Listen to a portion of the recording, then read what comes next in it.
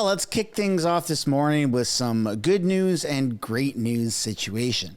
The good news is that today is the day that we finally get answers. We're going to hear from Justin Trudeau and Justin Trudeau's cabinet. We might even hear who these 30 to 40 now, it's up to 40 internal backbench Liberal MPs are that want to ask Justin Trudeau to resign, step down, and, stop bringing down the Liberal Party with his absolutely atrocious reputation. And I'll give it to them.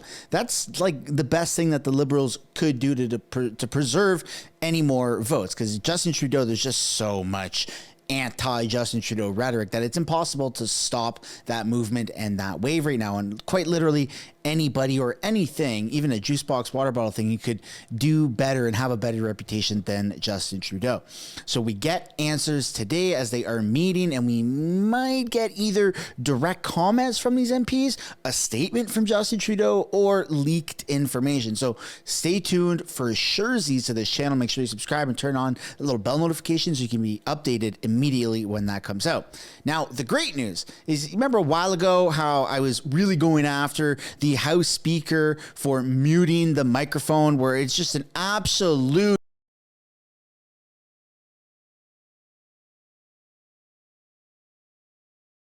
right. So that level right there of just silencing people is not okay. And that's what the House Speaker, Greg Fergus, does. So I have started a petition. Now, it's not a Mr. Sunshine Baby or House of Canada petition. It's a Canada-wide petition. And it's been approved. Now, don't before you jump the gun and say, where, let me sign. Hold on a second. It's been approved. I got an MP. Yes, I actually have an MP that sponsored it and is going through the system. So believe me when I say that you folks will be the first to know when the petition is ready for those signatures, because we're going to stop Greg Fergus from doing what I just did, which is muting the microphone. Now, I can mute my microphone all I want. Greg Fergus cannot do it because it takes away from people's ability to hear what the heck is happening on that House floor. And if Justin Trudeau is saying some slanderous, wild things, or even if a Conservative MP is saying something that's completely derogatory or uncalled for, it's our right to hear what is being said on that House floor so that we can make an informed decision when it comes time to vote. And Greg Fergus takes that away every single time he mutes the microphones on the House floor. So the petition is to stop Greg Fergus from muting the microphone. So stay tuned for that, because that is some phenomenal, astronomically awesome news. Now, without further ado, let's get into this video. It wouldn't be, though, a good Canadian video without hearing Jagmeet Singh, whine and complain. So let's take a look at what he's got to say first and foremost. We had written for an emergency debate. The Speaker accepted that request for an emergency debate tonight on the foreign interference, specifically related to the RCMP allegations of violence perpetrated by Indian government agents. So this is very serious, and I'm honored that we were able to get the Speaker to accept that today as something that necessitated an emergency debate. Only a week ago, we learned of these really chilling details of a foreign government hiring gangs to commit a campaign of terror impacting Canadians. But I am disappointed that the Liberals shut down our attempt to bring in a Canada-India Relations Committee, similar to the Canada-China Committee. What I'm disappointed by is that this is an ongoing trend I've seen with the Liberals. They put up barricade after barricade, block after block to pursue foreign interference. We had demanded a public inquiry, and you'll recall the government said no. Again and again, they put up barriers. They brought in a special rapporteur. We said that is not sufficient, that's not good enough. We had to fight that step at every step of the way to finally get a public inquiry. Now, when we're calling for a Canada-India Relations Committee to look at what's going on, to investigate what the threats are to Canadians, to really dig in and to do that important work, the Liberals again put up a blockade and said no. I know that the work of this committee may not look good on the Liberals and on their inaction. It may not look good on Justin Trudeau and the Liberals. But as the Prime Minister himself said, there are parliamentarians that are directly alleged to be involved, specifically, as the Prime Minister said, Conservative parliamentarians that are connected to foreign interference coming from the Indian government. That is serious. We need to take it seriously, and we need to do the important work of examining what's going on, ultimately because we need to keep Canadians safe.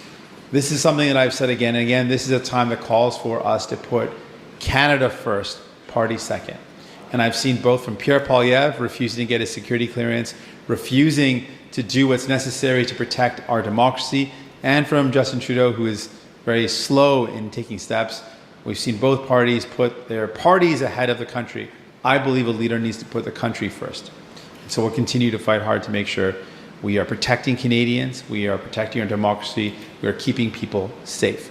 So I look forward to the debate tonight where we talk about what those steps need to look like, and I'll continue to push for a committee that will constantly look at, will be ongoing, looking at the relationship between Canada and India with the view to keep. Yeah, I think that we need to look at Jagmeet Singh's relationship with separatists, specifically the Khalistan separatists that have been deemed terrorists by India.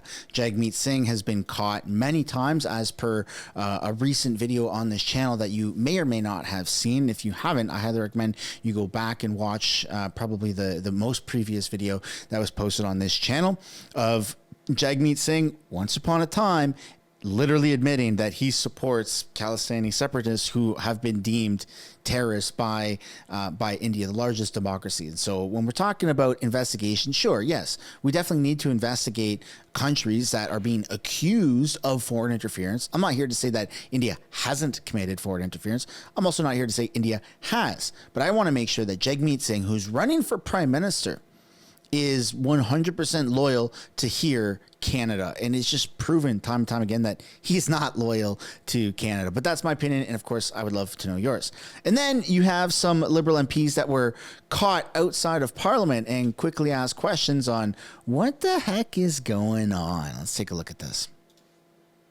Wednesday is going to be a great day. We're going to have a national caucus meeting among many other meetings. But should the Prime Minister say? No other comments, you guys. You don't want to say that fight? Liberal MPs are being asked if they're with the Prime Minister or against him ahead of a Wednesday caucus meeting where it's believed dissatisfied MPs will ask for Justin Trudeau to step down. My constituents feel that there's a need for a leadership change in order to give us a chance in the next election. PEI MP Sean Casey is one of the first MPs to speak out publicly. Casey says he first raised the issue with Trudeau after the Toronto-St. Paul's by-election in June.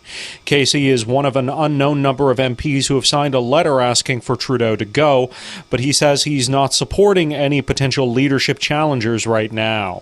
Is it in the best interest of the country for Trudeau to step down? Yes. And is it because you don't see him beating Poilievre and you view Poilievre as a danger to the country? Exactly.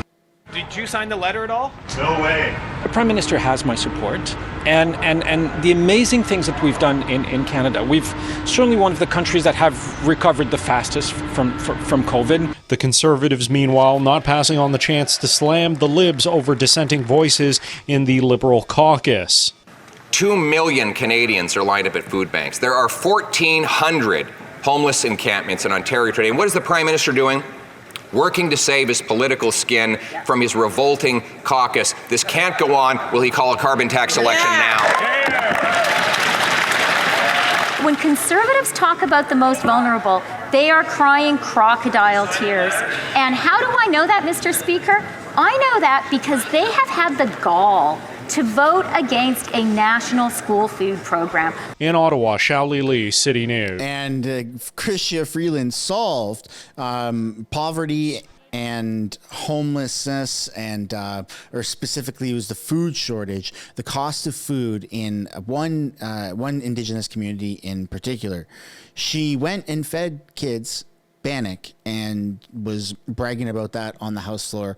Kind of weird, but nonetheless, let's move on to what else is going on, because it's not looking good for Justin Trudeau. I mean, the number of MPs that have stepped forward, still somewhat anonymous, has risen from 30 to now potentially 40. Here we go. We go to Ottawa now, where the heat remains on Prime Minister Justin Trudeau as calls for him to step aside continue. Our Parliament Hill correspondent Glenn McGregor joining us now from the nation's capital. And Glenn, I know that as Liberal caucus members making their way into work today, a couple targeted questions were asked. Yeah, that's right. Liberal MPs who come out to Parliament Hill this week getting questions about whether they continue to support the Prime Minister and his continued leadership. This morning, the Prime Minister playing to a friendly room. He has a meeting on with his cabinet ministers. And of course, all those ministers were asked questions as they came in. This is, of course, supportive crowd.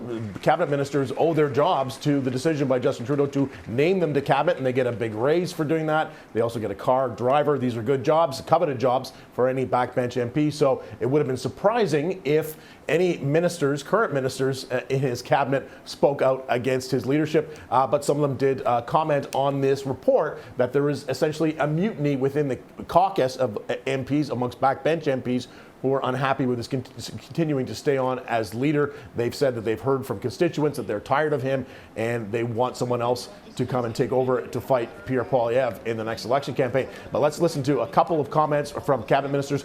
First up is Pascal Saint-Onge, the Heritage Minister, followed by Sean Fraser, the Housing Minister. Here's what they had to say. First of all, the entire cabinet and myself for sure are 100% behind the Prime Minister, who's led this country through difficult times in the past few years, and I know he's still the leader for the Liberal Party. I think it's time for the caucus and for us all to really think about Canadians and use our efforts to make sure that we address the affordability crisis and the preoccupations of Canadians during this time. It's also a good time for us to get ready for next election. Look, I'll speak for myself. I'm a member of his cabinet. Obviously, we support him. I think the work that we're trying to do to help Canadians is really the main focus right now. We're up against somebody who's campaigning on promises to deny access to free birth control for women, who won't even get a security clearance to look into allegations about his own caucus members being engaged in foreign interference, who's opposing policies that are going to help build more homes. I know which side I'm on. How can you do that work with half the people? So as I say, these are the people who are going to be most supportive of Justin Trudeau just by the nature of their jobs. But tomorrow, Trudeau will be facing a different crowd. That is the entire Liberal caucus, including this rump group of, we think, somewhere between 30 and 35 MPs who have signed on to this letter calling for him to step down. They, according to media reports, plan to confront the Prime Minister verbally in that caucus meeting tomorrow and ask him to consider their offer that he step aside. The Prime Minister, we don't think, is going to go for that. He was asked just as he was coming into the cabinet meeting this morning whether he thought his leadership was at risk. He had a one-word response in French: no. And it's clear he is intending to stay on. He's going to dig in his heels and fight through this. There's no mechanism in the Liberal Party constitution that will allow MPs to force out a sitting party leader and prime minister. The Liberals did not adopt something called the Reform Act that the Conservatives have adopted, and they use that to get rid of Aaron O'Toole back in 2022. A lot of dissatisfaction with the election campaign he'd run a couple of months earlier. But with the Liberals, it's going to have to be pressure, and it's going to have to be public pressure. Some of those cabinet ministers saying, if you're unhappy with him, come out and put your name to it. You know, go public and say that you identify yourself, rather than sort of doing this anonymously on the back channel, off the record, leaking things to journalists and not actually saying that you actually want the Prime Minister to leave. So this meeting tomorrow, Mel finds that this is going to be crucial. We'll see. It's a closed-door meeting. Media won't be in there, but we'll hear right after that meeting. We'll hear from MPs about what happened and what Justin Trudeau's response was to those MPs who want him out of the job. Okay, we will definitely be watching that, Glenn. Meantime, switching gears today, marking a somber anniversary, something that happened in Ottawa, but of course something that all Canadians are marking. That's right. 10 years ago today, a lone gunman staged a violent attack on Parliament Hill. He drove up in a car that he just bought a couple of days earlier and parked it right next to the War Memorial, the cenotaph. And of course, this is about Corporal Nathan Cirillo. Talked a lot about it yesterday. And in fact, over on House of Canada, or at the end of yesterday's question period video on this channel, Mr. Sunshine, there was a speech that Pierre Poilievre gave, which followed the one from Justin Trudeau at the very end of question period. And it was very impactful. And I don't want to politicize it. I obviously my go-to usually for those speeches is Pierre, and Pierre delivered like very, very well. It obviously doesn't undo any of the damage that has been done to this country and to one specific person, that we're talking about, and all the ones that have been directly and indirectly affected by that. But still, it's still horrible that happened 10 years ago, that ever happened.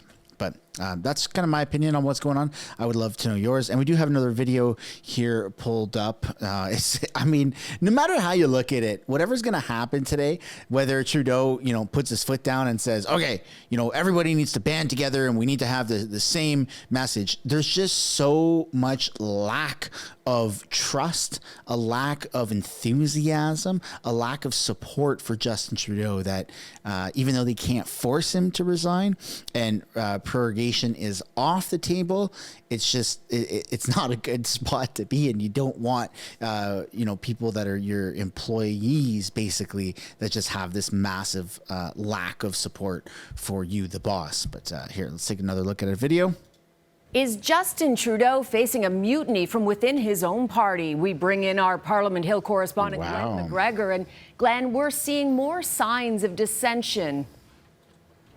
That's right, Cynthia. Not an exaggeration to say that Justin Trudeau is facing probably what is the most serious challenge to his leadership since he became Prime Minister. There's this group of somewhere between 30 and 40 backbench Liberal MPs who have all signed on to this letter calling on him to resign. That's about 1/4 of the party's caucus, saying that he can't win the next election. Now, they intend to confront him in the weekly caucus meeting scheduled for tomorrow morning. The caucus doesn't have any mechanism to force Trudeau to quit, and he said repeatedly that he intends to stay on to take the party into the next election. And if he refuses to leave, it's unclear what these dissident MPs can or will do about it. So far, only one MP who is running again has called publicly on Trudeau to quit. And if the Prime Minister rebuffs their call tomorrow, they may decide to speak out together after the caucus meeting. Beyond that, they don't have a lot of other options to force his hand. But if their numbers are larger than we believe, it may be impossible for Trudeau to keep leading a caucus that the majority of people in it has lost confidence in him. So that's an internal problem, but there are also external issues. What are members of the Bloc Québécois doing today? Yeah, we heard from their leader, Yves-François Blanchet, who reissued his demand that the Trudeau government act on 2 Bloc private members' bills. One of those would prevent future governments from discussing the supply management system in the agricultural sector when they're having trade negotiations with other countries. The Liberals are pretty much on side with this, so I don't expect this to be an issue. But the Bloc also wants the government to back its bill that would dramatically increase old age security payments to younger seniors, those between the ages of 65 and 74. Now, Liberals say they've already boosted payments to seniors and that the Bloc proposal would cost the government something like $16 billion over the next 5 years. They say they can't afford it. Blanchet has given the Liberals a deadline of October 29th to act, and if they don't, it's coming soon. The party will vote non-confidence in the government at the next opportunity. And that would force the Liberals to scramble around to get NDP support on future confidence bills, and if they don't get that, Cynthia, government would fall, and we'd be into another election campaign.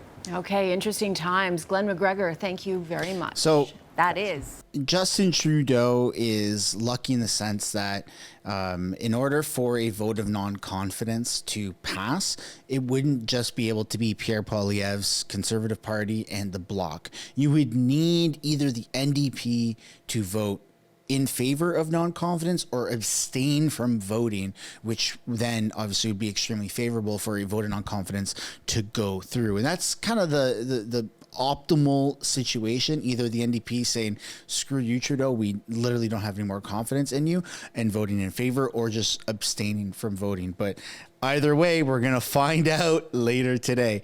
And now I do want to take a look at some of the raw footage of Justin Trudeau's ministers that are caught outside of Parliament yesterday evening, or inside of Parliament, out of the chambers, I guess, in the hallways, and questioned on what the hell is going on and what they think is going to happen later on today. So here we go. Let's take a look at some of these interviews. What do you think of this work stuff? He's saying the Prime Minister should step down. What does that say about the Prime Minister's leadership? Look, I'll speak for myself. I'm a member of his cabinet. Obviously, we support him. I think the work that we're trying to do to help Canadians is really the main focus right now.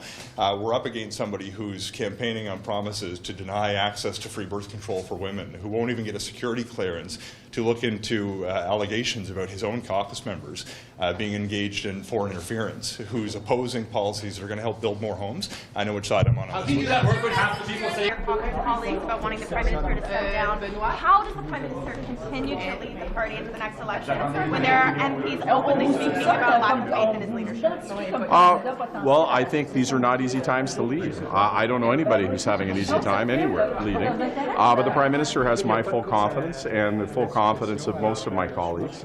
And I think, it's an easy time to kind of, believe there are magic solutions. And Canadians are going to go through the same kind of thing, I think, whenever the next election comes. You can listen that, that a slogan, just the slogan can fix all of your problems. That's all you need is a magic wand. And that doesn't exist. It doesn't exist in a new magical leader. It doesn't exist in a new magical slogan. These are difficult times, and they require careful deliberation every day, an enormous amount of hard work, and taking in all the stress in the world and trying to hold people. And that's not easy, and I think the Prime Minister is doing it well. Like, how big of a disingenuous piece of garbage do you have to be in order to say, under new leadership, it's not just going to instantly become easier? Like, it's always going to be this difficult. Dude, if you got rid of the carbon tax, it would quite literally become noticeably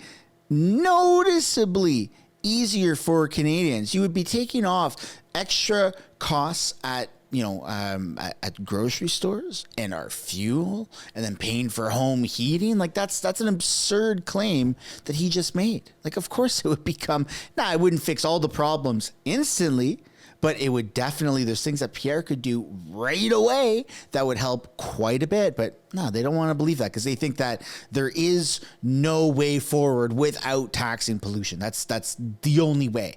Like, you need oxygen to survive, you need water to survive. They think that you need to be able to tax, the nature, or tax climate change to whatever the hell their reasoning is, right? That's craziness. What do you think of this letter that some Liberal MPs allegedly are getting named and pledging to ask the Prime Minister to lead this resolution? What do you think of that approach? I think, one of the things I love about my caucus, and I was elected 20 years ago to this caucus, is that it's full of opinions, and they're welcome to share them. And I think that's a positive thing. I think that's strong. I think having a debate as a party about our future and where we should go is something that I welcome. I don't think that's a bad thing. I think it's a sign of a strong Democratic caucus. I haven't seen the letter. I guess they know my opinion on it, so I didn't get a copy of it. But I think, these conversations around how we deal with the difficult times that we're in and how we try to find answers and how we try to lead are totally appropriate. So I don't mind my colleagues having these conversations at all. But the fact that you have to say, the fact that you're saying right now, only some, or not even, can you say all of your caucus has confidence in the Prime Minister? I mean, how does that show that you have a strong caucus? It shows that there's a lot of division. Well, but I mean, this is just an honest reflection of what's happening in every caucus at all times. I mean, I think that look, if you guys watch, different people come by in different political parties, and you know that some of them are closer than others to the current leadership or the current policies. There's always a situation where people don't have their perfect situation. That's being in a party. Like, we have to be a team. So some people in the team are always going to be a little bit more or less happy with what's going on or what the situation is. We happen to be in a caucus where we're more open about those differences. And I don't think that's a bad thing. I think that's a positive thing. I think that gives us the opportunity to have real reflections, including asking the hard questions of when we're dealing with a world as complex and difficult as this, what's the right approach? And so I welcome those conversations. Who publicly call for the Prime Minister to resign should be expelled from caucus? No, I think that, if you don't, ultimately, if they present a different view of our path forward, at some point in time, you got to say, okay, well, we're continuing this way. Your other colleagues don't agree with you. And then they make a choice about whether or not they want to continue on that basis and continue fighting into the next election. I mean, at a certain point in time, this has to resolve itself. I mean, I think that those conversations are positive and good. But at a certain point in time, you got to wrap it up and you got to come to a determination. And either we're going forward or you're going forward with us, or you make a decision that you're doing something else. And that's fair, too. Should it be put to a vote? Should it be put to a vote?